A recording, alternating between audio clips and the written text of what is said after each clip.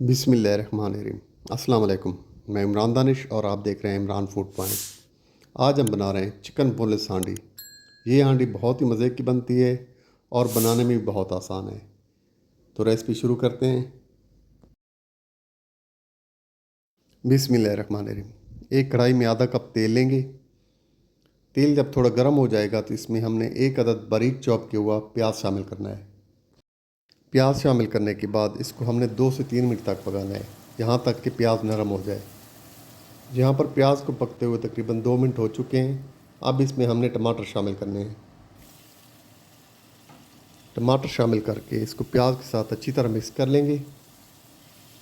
ये 4 से 5 अदद टमाटर हैं जिनका वज़न तकरीबन आधा किलो होगा। अब यहाँ पर टमाटरों में हमने 3 अदद हरी मिर्चें शामिल करनी है और इसको ढक्कन लगाकर तकरीबन 5 मिनट के लिए हल्की आंच पर पकने देंगे। तकरीबन 5 मिनट के बाद कढ़ाई का ढक्कन उठाएंगे।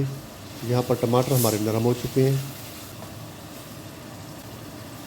अब यहाँ पर हमने कुछ मसाले लेने हैं, जिसमें पिसी हुई लाल मिर्च 1.5 चाय का चम्मच, आधा चाय का चम्मच हल्दी, नमक हस्बे ज़ायक़ा, पिसा हुआ धनिया 1.5 चाय का चम्मच, आधा चाय का चम्मच पिसी हुई काली मिर्च और आधा चाय का चम्मच सफ़ेद मिर्च।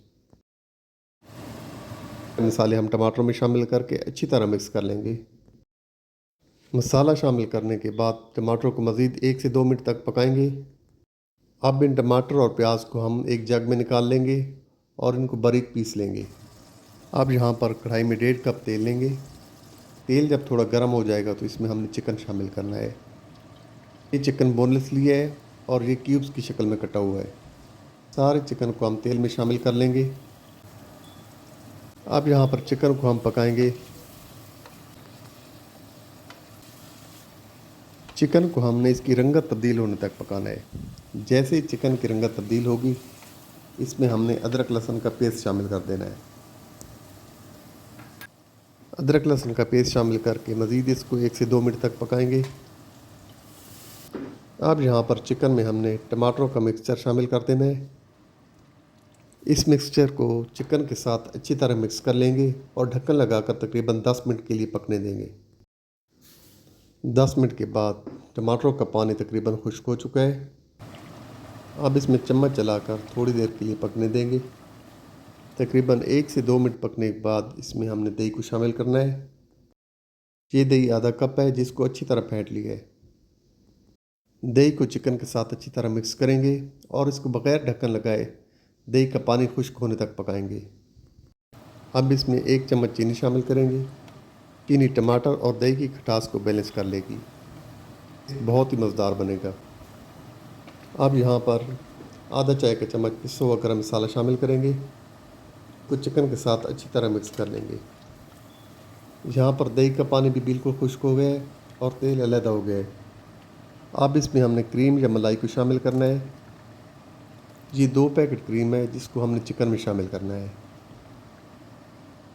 सारी क्रीम चिकन में शामिल करने के बाद इसको अच्छी तरह मिक्स करेंगे।